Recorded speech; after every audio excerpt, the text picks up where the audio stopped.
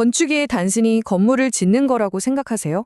여기 좀 다른 재료, 바로 아이디어로 도시를 짓는 건축가가 있습니다. 그의 이름 바로 램 콜라스입니다. 자, 이 건물 처음 보시면 어떠세요? 그냥 도서관이라고 하기엔 뭔가 좀 다르죠. 그쵸? 마치 꿈틀거리는 도시 하나를 통째로 그냥 꽉 담아놓은 것 같지 않으세요? 네, 맞습니다. 이곳은 도서관이에요. 근데 도시처럼 설계됐대요. 이게 대체 어떻게 가능한 일일까요? 어떻게 그냥 그림 한 장, 아이디어 하나가 건물의 운명을 완전히 바꿔놓는 그런 상징이 될 수 있었는지 지금부터 그 비밀을 한번 파헤쳐 보겠습니다. 자, 그럼 이런 혁명적인 건물을 탄생시킨 그 생각은 대체 어디서 온 걸까요? 그 중심에는 바로 이 사람, 램 코라스가 있습니다.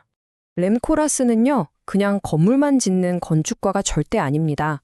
뭐랄까, 건물을 통해서 도시를 읽어내는 사상가이기도 하고 또 현대사회에 아주 날카로운 질문을 던지는 비평가이기도 하죠.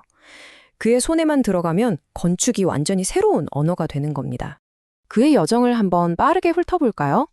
1975년 그는 OMA라는 지금은 전설이 된 사무소를 세웁니다.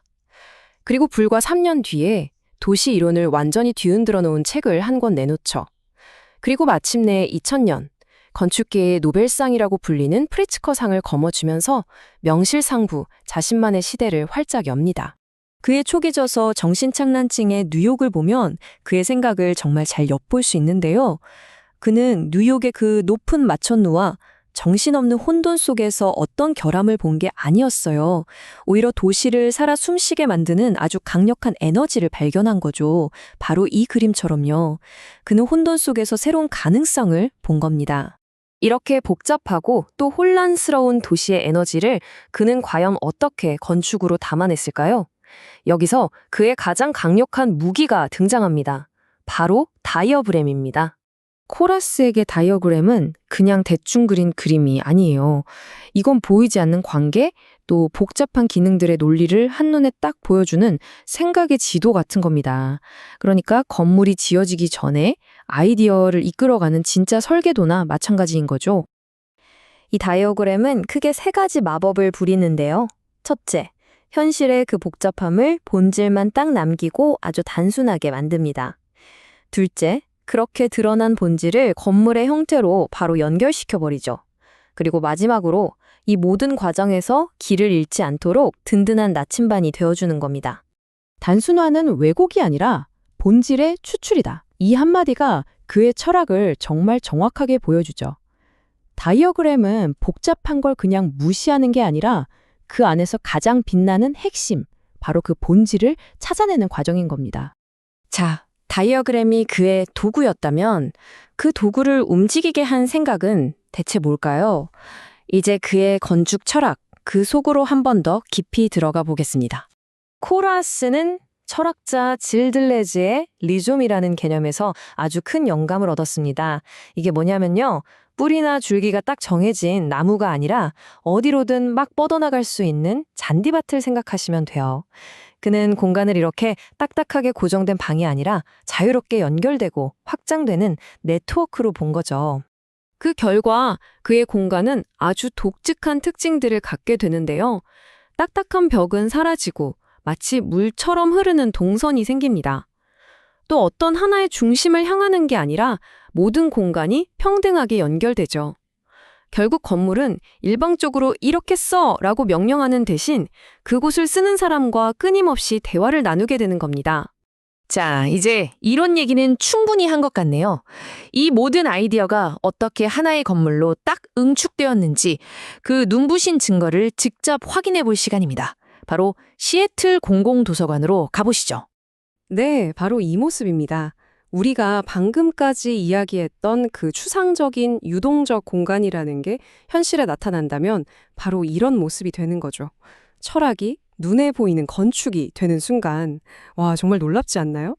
물론 왼쪽 건물처럼 그냥 기능들을 블럭 쌓듯이 차곡차곡 쌓아 올릴 수도 있었을 겁니다.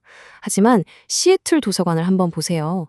서로 다른 기능들이 경계도 없이 스르륵 흘러들어가면서 하나의 거대한 흐름을 만들어내고 있잖아요. 자, 기존의 도서관 한번 떠올려 보세요. 층별로 조용히 나뉜 공간, 그런 모습이잖아요. 근데 시애틀 도서관은 완전히 다릅니다. 이리저리 얽힌 경사로와 탁 트인 공간은 뭐랄까 마치 도시의 광장 같아요.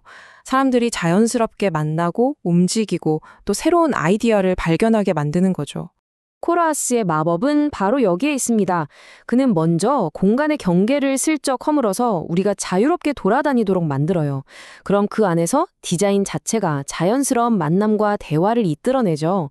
이렇게 사람과 가구, 기능이 막 뒤섞여서 하나의 역동적인 네트워크를 이루게 되고요. 결국 도서관은 그냥 책만 읽는 곳이 아니라 무한한 경험이 가능한 하나의 무대가 되는 겁니다. 수동적인 공간을 능동적인 체험으로 바꿔버리는 것. 이야, 이게 바로 그의 천재성이죠.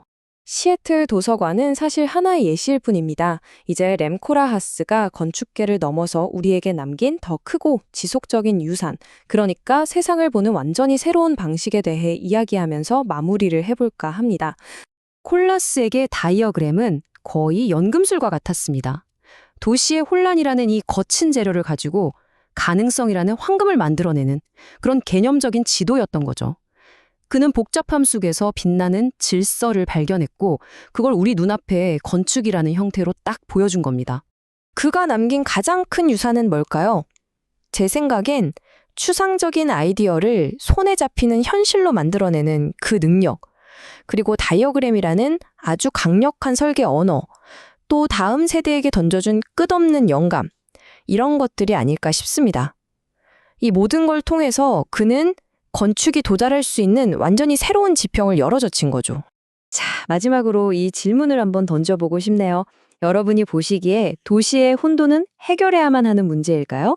아니면 우리가 지도로 그려내고 탐험해야 할 새로운 가능성의 영토일까요? 램콜라스는 우리에게 세상을 보는 새로운 렌즈를 선물했습니다. 이제 여러분이 살고 있는 도시를 한번 이 새로운 렌즈로 바라보는 건 어떨까요?